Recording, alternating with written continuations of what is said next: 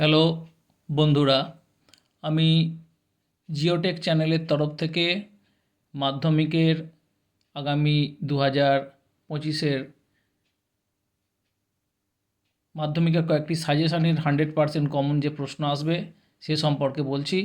তার আগে আমি শুরু করছি তোমাদের এই যে ফর্মটা, প্রথমে যে খাতার যে ফিল আপের ব্যাপারটা, এটা অনেকে জীবনে প্রথম পরীক্ষা দিতে যাও তোমাদের টেনশন কাজ করে, তাই আমি তোমাদের এখান থেকেই শুরু করছি।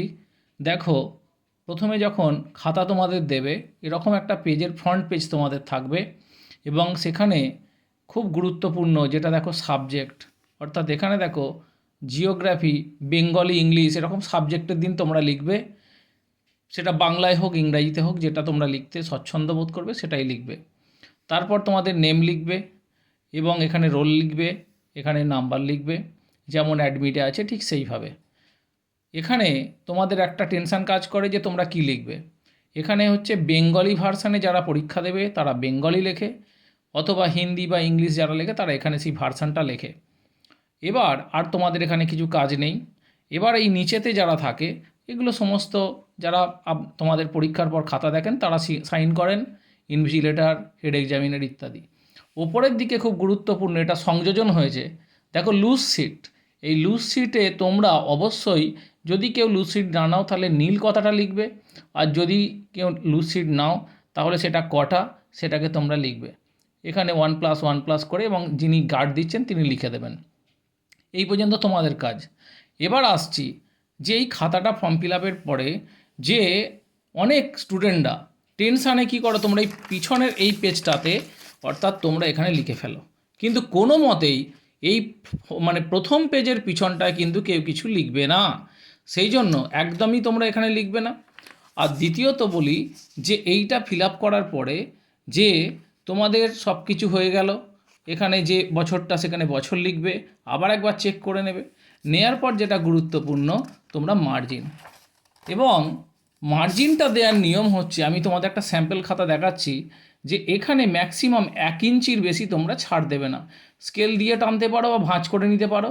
আর এদিকে অবশ্যই তোমরা 1/2 ইঞ্চি অথবা মানে 1 ইঞ্চির একটু কম তোমরা, এই যে বিএসি কথাটা দেখো লেখা আছে, অর্থাৎ আমি একটু বড় করে দেখাচ্ছি, বোর্ড অফ সেকেন্ডারি এডুকেশান, এই জায়গার এই যেন বর্ডারটার এই বিঁধটার ঠিক ডান দিকে থাকে। নচেত এই জায়গার ওপর তোমরা স্টেপলার করে দিলে, চাপা পড়ে গেলে তাহলে কিন্তু সমস্যা, এখানটা ছিঁড়ে যাওয়ার সম্ভাবনা থাকে। সেই জন্য একটু এটাকে ছেড়ে এই জায়গা দিয়ে তোমরা মার্জিনটা দেবে। তারপর কোশ্চেনের মার্কটা তোমরা এমনভাবে লিখবে, তোমরা এই কোশ্চেনের মধ্যে দেখো লিখেছে কিন্তু এটা কখনোই কাম্য নয়, আমি যার জন্য একটা স্যাম্পল দেখাচ্ছি।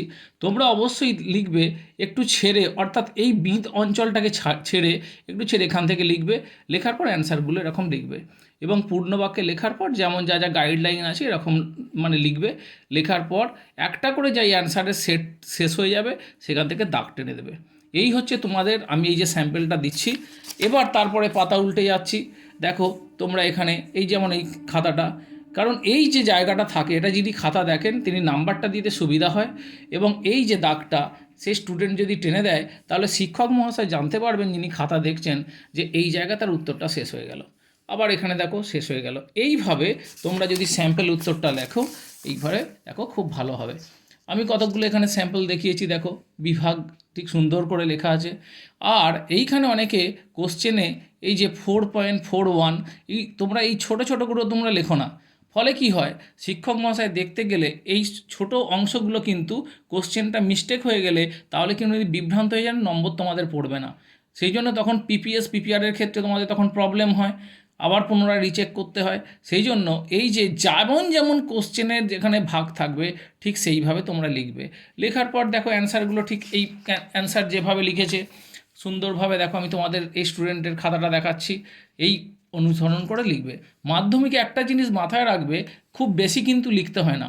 আর লেখার স্টাইলটা দেখো, এই যে কোশ্চেন লেখার পর দেখো এই যে বিন্দু বিন্দু দিয়ে অর্থাৎ এক নজরে হাইলাইট করা হয়েছে, হাইলাইট ছবি। কারণ মাধ্যমিকে আমাদের এই যে কোশ্চেনের অ্যান্সার সেটা যে কোনো সাবজেক্টেরই ক্ষেত্রে হোক, সেক্ষেত্রে কিন্তু নম্বরটা বিভাজন থাকে যে তোমাদের কতটা সুন্দরভাবে লিখতে পারছো, উদাহরণ দিচ্ছ কি না, হয়তো চিত্র অনেক সময় বলা থাকবে না, কিন্তু চিত্র দিতে পারলে ভালো।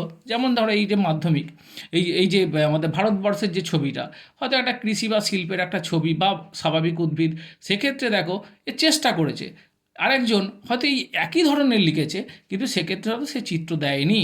আমরা সবসময় মাস্টারমশাইরা পছন্দ করি যিনি যে চিত্র দিয়েছে তাকে একটুখানি মার্কসের ওয়েটেজ দেওয়ার। যেমন আমি আর একটা এখানে স্যাম্পলটা দেখাই। যেমন এই জায়গাটা হয়তো এই যে বর্ডারটা, আর একটা আমি বলবো এই যে বক্সটা করা, সেই সময় একটা টেনশানের ক্ষেত্রে তোমাদের কাজ করে যে স্কেল দিয়ে দাগ টানতে গেলে এই যে আউটলাইন বর্ডারটা বেঁকে যায়। আমি তোমাদের সাজেশান দেব, একটা পিচবোর্ডকে কেটে এরকম একটা বক্স করে বানিয়ে রেখে দেবে, একটা পিচবোর্ড। তাহলে কি হবে, হয়তো স্যারেরা গার্ড দিতে গিয়ে বলবে তোমার এখানে কিছু লেখা আছে কি না, কিন্তু তোমরা দেখিয়ে দেবে যে দেখো, দেখুন স্যার এখানে আমার কিছু নেই, আমি এটা একটা বক্স করেছি যাতে আউটলাইনটা তাড়াতাড়ি আমি করতে পারি। এবং এইটা যদি তোমরা তাড়াতাড়ি করে নিতে পারো, তাহলে তোমাদের এই টেনশনটা কাজ করবে না বা লাইন বেঁকে যাবার একটা সম্ভাবনা থাকবে না। সেই জন্য আমি সবাইকে সাজেশান দেব, অন্তত পক্ষে তোমার এই বক্সের একটা ছোট ডিজাইন এইভাবে যদি একটা ডাইস কেটে নিয়ে যাও, তাহলে যেখানে যেখানে ছবি আঁকার ব্যাপার থাকবে, তাহলে সেই জায়গায় তোমরা যদি দাও, তাহলে সেক্ষেত্রে কিন্তু এটা খুব কার্যকরী হবে এবং সময়টা কিন্তু তোমাদের পক্ষে বেঁচে যাবে। যেমন এই যে গ্লোবের ক্ষেত্রে আমরা এই যে গোলটা করেছি, এই যে লেখালেখির ক্ষেত্রে করেছি, এবং স্টুডেন্টটা এই যে বর্ডারটা দিয়েছে, এই স্কেল টানতে একটা সমস্যা লেগেছে। তারপরে এই যে ছবিটার ক্ষেত্রে বলি, সেই জন্য যতগুলো বক্স হবে তোমরা যদি এটা করতে পারো, তাহলে তোমাদের ক্ষেত্রে ভালো হবে। এই খাতাটা স্টুডেন্টের 85 নাম্বার পেয়েছে। হয়তো মনে হতে পারে যে 90-এ কেন 85 হলো, কিন্তু সামগ্রিকভাবে খাতাটা ভালো হয়েছে। আর একটা কথা তোমাদেরকে বলি, তোমরা এই যে তোমরা যদি ইংলিশে লেখো, ইংলিশে লেখাটাই ভালো, তার কারণ তোমাদের অ্যাডমিট তো আর বাংলায় থাকে না। সেই জন্য আমার সাজেশান হচ্ছে তোমরা ইংরাজিতে নাম, তার সাবজেক্ট, রোল এবং নাম্বার যেমন যেমন অ্যাডমিটে আছে। আর এই জায়গাটা তোমরা অনেকেই লেখো না, আমরা যারা খাতা দেখতে গিয়ে দেখেছি যে এইখানে তোমরা যে ল্যাঙ্গুয়েজে তোমরা পরীক্ষা দিচ্ছ, অর্থাৎ তোমরা যদি বাংলা ভাষা মাধ্যমে দাও তাহলে বেঙ্গলি লিখবে, হিন্দি হলে হিন্দি ভার্সানে, অর্থাৎ যেটা তোমাদের ফর্ম ফিল আপে করা আছে ঠিক সেইভাবে লিখবে। এবার এইটাই তোমাদেরকে বলি যে তাহলে এইখানে কি গুরুত্বপূর্ণ, আবার এক নজরে বলে দিই যে এই খাতাটা তোমাদের পাওয়ার পর তোমরা টেনশন করো অনেক সময়, এই জায়গাটায় এই তোমরা স্টেপল করে দাও, কিন্তু মনে রাখবে এই বিএসই, এই যে কথাটা আমি একটু কাছে নিয়ে যাচ্ছি ক্যামেরাটা, বিএসই এই জায়গাটায় কোনোভাবে তোমরা স্টেপলার দেবে না। প্রয়োজনে এখান থেকে সুতো দিয়ে ফুটো করে অর্থাৎ তোমরা বেঁধে দেবে। এটা দেখা গেছে এই জায়গায় তোমরা যদি স্টেপলার করো তাহলে ছিঁড়ে যাওয়ার কিন্তু সম্ভাবনা খুব বেশি। এই যে ভেনু বা সেন্টার কোড যদি কোনোভাবে এটা ছিঁড়ে চলে যায়, তাহলে তোমাদের খাতাটাকে ট্রেস করা অসুবিধা, বাই চান্স যদি হারিয়ে যায় তার মূল্যায়নের কিন্তু অসুবিধা হবে। তাই সকলকে শুভেচ্ছা জানাই।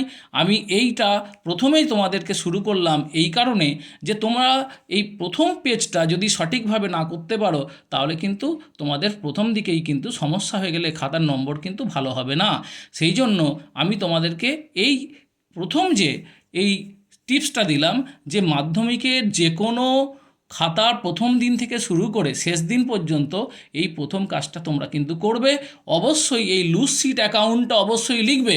বাই চান্স যদি কোনো কারণে কারো পাতা যদি ছিঁড়ে চলে যায়, তাহলে আমরা বুঝতে পারবো এইখানে যদি কারো 1+1 লেখা থাকে, ধরো পিছন থেকে কোনো প্যাকেট হয়ে অথবা ছিঁড়ে চলে গেছে সুতো, আমরা কিন্তু তখন বুঝতে পারবো এই স্টুডেন্টটা কিন্তু দুটো পেজ আছে। এবং অবশ্যই তোমরা লুজ সিটে তোমাদের রোল এবং নাম্বারটা এবং নেম এইটা কিন্তু অবশ্যই লিখবে, সাবজেক্ট তো লিখবেই। তাহলে কি হবে, আমরা সেই দুটো যে লুজ সিট তোমার পেজটা কোথায় ছিঁড়ে চলে গেছে তাকে ট্রেস করতে সুবিধা হবে। নচেত তোমরা যদি এখানে না লেখো, তাহলে কিন্তু এই খাতাটা, এটা বহুবার দেখা গেছে মাধ্যমিকে কোর্ট কেস পর্যন্ত হয়েছে, কিন্তু আমরা এই খাতাটা যে যার লেখা নেই আমরা তাকে ট্রেস করতে পারিনি। সেই জন্য সমস্ত ছাত্রদেরকে আমি বলি যে তোমরা কিন্তু এই জায়গাটা কখনোই তোমরা যতই টেনশান হোক মিস করবে না। নীল হলে নীল, আর যদি লেখো তাহলে কিন্তু অবশ্যই স্যারেদেরকে এখানে সাইন করে নেবে এবং স্যারেরা তোমাকে সাইন করে দেবে মাধ্যমিক পরীক্ষায় যে যিনি গার্ড দেবেন। তাহলে আজকে এই পর্যন্ত রাখি। যদি ভিডিওটা ভালো লাগে তোমরা লাইক দেবে এবং পরবর্তী ভিডিওর জন্য আমি এর পরে তোমাদের যেটা দেখাবো সেটা হচ্ছে ম্যাপ পয়েন্টিং। তোমাদের মাধ্যমিকে কিন্তু বেশি পড়তে হয় না, কম পড়েও যাতে ভালো নম্বর পেতে পারো, এবং আমি তোমাদেরকে সাজেশান ভিত্তিক একদম যা সাজেশান দেবো সেটাই কিন্তু মাধ্যমিকে আসবে। এবং তোমাদের 5 নাম্বার, 3 নাম্বার এবং 2 নাম্বার, বিশেষ করে যেগুলো কম পড়ে ভালো নাম্বার পাওয়া যাবে এবং পয়েন্ট মাফিক হবে, এটা কিন্তু আমি তোমাদেরকে অবশ্যই পরবর্তী ভিডিওতে দেবো। তোমরা লাইক করো পরবর্তী ভিডিও পাওয়ার জন্য। আজকে এই পর্যন্ত রাখি, পরবর্তী ভিডিও আমি তৈরি করি এবং খুব তাড়াতাড়ি তোমাদেরকে পোস্ট করব।